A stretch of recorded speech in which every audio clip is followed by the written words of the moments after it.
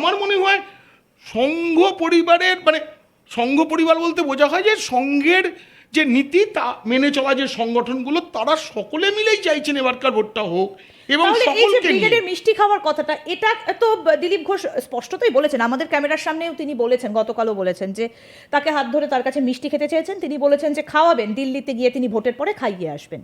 কিন্তু বিষয়টা হচ্ছে, এটা কি কোথাও গিয়ে একটা শুভেন্দু অধিকারীকে বার্তা দেওয়া যে আমরা দিলীপ ঘোষকে আবার গুরুত্ব দিচ্ছি? শুভেন্দু অধিকারী তিনি তো বারবার করে বলেছেন যে কোট আনকোট খালা মমতাকে হারাবো ভবানীপুর থেকে, তাকে টিকিট দিয়েছে দল ভবানীপুরে। আমরা জানি না যে কে জিতবেন, শেষাশি কে আসবে, কে কি করবে, কিন্তু ভবানীপুর কেন্দ্রটা তো মমতা বন্দ্যোপাধ্যায়ের খাস তালুক। এটা তো আর নন্দীগ্রাম নয়, একটা মিনি পশ্চিমবঙ্গ হচ্ছে ভবানীপুর, মিনি ভারতবর্ষ বলতে পারি, কারণ সেখানে প্রচুর সম্প্রদায়ের মানুষ এখানে থাকেন, প্রত্যেকটা ধর্মের মানুষ থাকেন। এসআইআর এ প্রচুর নাম বাদ গেছে, সংখ্যাটা প্রায় 42,000-এর কাছাকাছি, আরো বেশি। প্রথম দফায় 42,000, তারপরে আরো এখনো 14,000 নাম বিবেচিত আছে। একদম। কিন্তু বিষয়টা হচ্ছে, যে ভুলটা মমতা বন্দ্যোপাধ্যায় করেছিলেন নন্দীগ্রামে 2021-এ, শুভেন্দু অধিকারী কি সেই ভুলটা করে ফেললেন? না, নন্দীগ্রামে মমতা বন্দ্যোপাধ্যায় ভুল করেননি।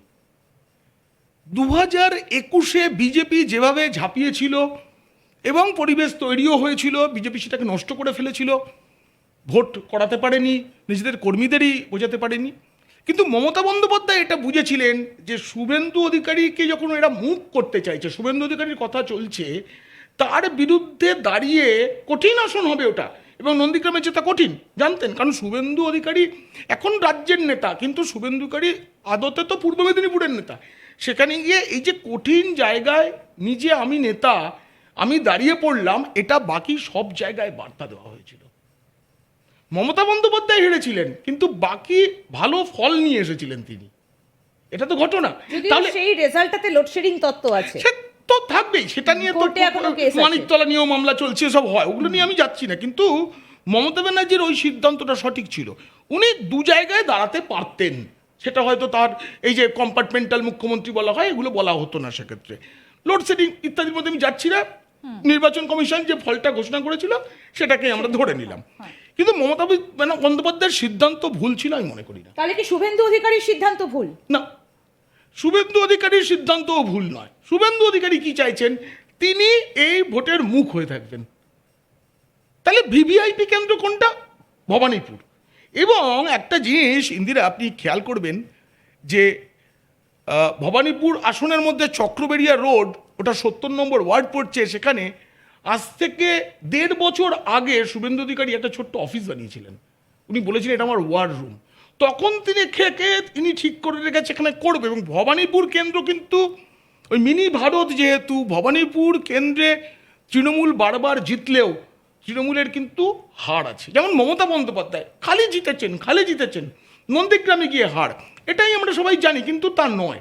মমতা বন্দ্যোপাধ্যায় 1984 সালে সোমনাথ চট্টোপাধ্যায়কে যখন হারিয়েছিলেন, তখন আমি ক্লাস 7-8-এ পড়ি, কিন্তু তখন শুনেছিলাম বাবার মুখে বা কারো মুখে যে একজন অল্প বয়সী মেয়ে তিনি সোমনাথ চট্টোপাধ্যায়কে হারিয়ে দিয়েছেন। তখন সোমনাথ চট্টোপাধ্যায় বুঝি না, কিন্তু বড়রা বলছি উনি একজন বড় নেতা।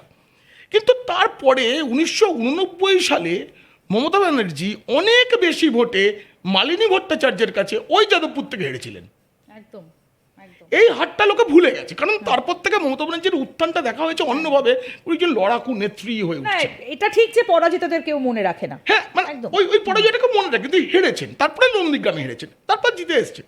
কিন্তু ভবানীপুর আসন 2014 সালে যখন বিজেপির কোনো হাওয়া নেই, তখন কলকাতা দক্ষিণের প্রার্থী হয়েছিলেন তথাগত রায়, অন্যদিকে প্রার্থী ছিলেন সুব্রত বক্সী। ফলটা খুলে দেখুন, সেই 2014 নির্বাচনে ভবানীপুর বিধানসভা এলাকায় যদি হিসেব করা হয়, প্রায় 200-র মতো ভোটে তথাগত রায় এগিয়েছিলেন। বিধানসভা হিসাবে ভবানীপুরে হেরেছিল তৃণমূল, আর হয় না, মানে পিছিয়ে ছিল। এরপরে যতগুলো নির্বাচন হয়েছে, সব নির্বাচনে ভবানীপুরের 8টা ওয়ার্ডের মধ্যে 6টি ওয়ার্ডে 77 এবং 82 বাদে সব ওয়ার্ডে বিজেপির ফল ভালো। 2024 সালের যদি আমরা হিসাব করি, শেষ যে বিধানসভা, সেখানে 5টি ওয়ার্ডে এগিয়েছিল। কিন্তু আমি বলবো যে বিধানসভা আর লোকসভার কিন্তু প্রেক্ষিত আলাদা, কখনো নয়, কিন্তু মন মানসিকতা আলাদা হয়ে যায় মানুষের। কিন্তু একই সঙ্গে এটা বুঝতে হয় যে একটা জায়গায় যখন এরকম শাসকের বিরুদ্ধে মানুষ ভোট দেয়, সেখানে জয়ের ভূমি আছে, উর্বর ভূমি আছে। চাষ করতে পারবো কি পারবো না, আলাদা। উর্বর জমি থাকলেই সবাই ফসল তুলতে পারে না, সে ফসল তোলার পদ্ধতি আলাদা। সেখানে মমতা বন্দ্যোপাধ্যায় এগিয়ে আছেন না শুভেন্দু অধিকারী এগিয়ে আছেন, সেটা আমরা 4 তারিখে জানবো, বা তার আগেই আমরা বুঝতে পারবো। ভোট এই যে যখন হবে। নন্দীগ্রাম কেন্দ্রটা এবারে প্রার্থী করা হয়েছে একেবারে শুভেন্দু ঘনিষ্ঠ পবিত্র করকে।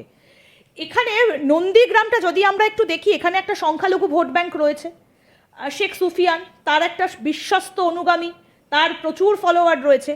আবার এই যে একটা হিন্দু ভোট পার্সেন্টেজ রয়েছে, যারা এতদিন শুভেন্দু অধিকারীর সঙ্গে পবিত্রকর থাকাকালীন তাকে ভরসা করতেন, এবার তিনি তৃণমূলের হয়ে রাতারাতি তৃণমূলে এলেন এবং দাঁড়ালেন। তাহলে কি এই মুসলিম ভোটটার সঙ্গে প্লাস কিছুটা হিন্দু ভোট টেনে আনা, না, না। সেই অঙ্কটা কি কাজ করবে? নন্দীগ্রাম নিয়ে আমি একদম স্পষ্টভাবে বলতে চাই যে এবার নন্দীগ্রামে প্রার্থী বাছাইয়ের ক্ষেত্রে তৃণমূল বড় ভুল করেছে। তার কারণ, একটা নন্দীগ্রাম যেখানে সারা গত বছর মুখ্যমন্ত্রী দাঁড়িয়েছিলেন যে আসনে, সেই আসনে তৃণমূলের নিজস্ব একজন প্রার্থী পাওয়া গেল না। কলকাতার অনেক বড় বড় নেতা তারা নিয়মিত তাহলে নন্দীগ্রামে যেতেন। বহিরাগত তত্ত্ব সেটা দেওয়া তাহলে মমতা এই ব্যানার্জি তো ভূমিপুত্র, এই জন্য ভূমিপুত্র। তাহলে কি মমতা ব্যানার্জি বহিরাগত ছিলেন না? ওটা নয়। মমতা ব্যানার্জিকে বহিরাগত আমরা কি করে বলবো? তিনি মুখ্যমন্ত্রী, তিনি গোটা রাজ্যের মুখ্যমন্ত্রী। তিনি তো বলছেন 294টা আসনে আমি কথা বলি, আমাদের দেশের যে আইন সংবিধান, সেখানে বিধানসভা নির্বাচনে যে রাজ্যে আমি থাকি সেই রাজ্যের যে কোনো জায়গার ভোটার হলেই আমি প্রার্থী হতে পারি। এখানে বহিরাগত এগুলো তৈরি করা, ভূমিপুত্র বহিরাগত এগুলো নিয়ে কিছু নয়। আবার যদি আমরা লোকসভা ধরি, ভারতের যে কোনো জায়গার ভোটার থাকে, যে কোনো তাহলে কি আমি বলছি, এই যে যখন তৃণমূল প্রার্থী তালিকা ঘোষণা করলো তার কয়েক ঘন্টা আগে বিজেপি করতো এমন একজনকে জয়েন করাতে হলো প্রার্থী করার জন্য, ঠিক যেমন 21-এ বিজেপি ভুলটা করেছিল সিঙ্গুরে, যাকে জয়েন করাচ্ছে তাকেই তারপর মুহূর্তে প্রার্থী করছে। এবার নন্দীগ্রামের থেকে যদি একান্ত মানে শহীদের মা ফিরোজা বিবি, তিনি তো নন্দীগ্রামে থাকেন, তিনি তো তৃণমূলের এখনো বিধায়ক, তিনি পাঁশকুড়া পশ্চিমের, যদিও এখন একটু দলের সাথে দূরত্ব তৈরি হয়েছে, কিংবা অন্য কেউ, কত নেতা আছেন এই জেলা থেকে। কদিন আগে নন্দীগ্রামে অভিষেক বন্দ্যোপাধ্যায়ের সেবাশ্রয় প্রকল্প চলেছে, তখন একাধিক নেতা ওখানে থেকেছিলেন সেবাশ্রয় প্রকল্প যাতে ভালো করে হয়। কলকাতার একজন বড় নেতা, তিনি নিয়মিত নন্দীগ্রামে যাতায়াত করছেন গত কয়েক বছর ধরে জায়গাটার সংগঠন তৈরি করতে। দেবাংশু ভট্টাচার্য, তিনি তমলুকে প্রার্থী হয়েছিলেন, তারও কাছাকাছি এলাকা। তাদের কাউকে নন্দীগ্রামে প্রার্থী করা থেকে রাজি করাতে পারলো না তৃণমূল। এই প্রশ্নটা কিন্তু মানুষের মনে করেন নন্দীগ্রামের দিকে সবার নজর থাকবে, যেহেতু মমতা ব্যানার্জি গতবার দাঁড়িয়েছিলেন। এবার নন্দীগ্রামে মুসলিম ভোট হিন্দু ভোটটাকে না, আমি কেন জানি না, এটা আমি খুব বিপক্ষে এর এইভাবে ভাগ করার। ঠিক আছে এরকম আছে যে মুসলিম ভোটের একটা বড় অংশ তৃণমূলের দিকে যায়, এটা শাসকের দিকে যায় আমি বলবো, কারণ এখন তৃণমূলের দিকে যায়, একটা সময় তো এই ভোটটা সিপিএমের দিকে যেত, তার আগে কংগ্রেসের দিকে যেত। তো ফলে ভবিষ্যতে কি হবে জানি না, কারণ সংখ্যালঘু মানুষ সবসময় দুর্বল মনে করে নিজেকে, সে জোটবদ্ধ থাকে। এবং পূর্ববঙ্গ থেকে যারা এসেছেন তারা দেখবেন একই জায়গায় কলোনি করেছিলেন, এটা হচ্ছে সংখ্যালঘু মানসিকতা। সেই জায়গা থেকে তারা শাসকের সঙ্গে থাকে, এটার মধ্যে আমি কোনো অন্যায় দেখি না,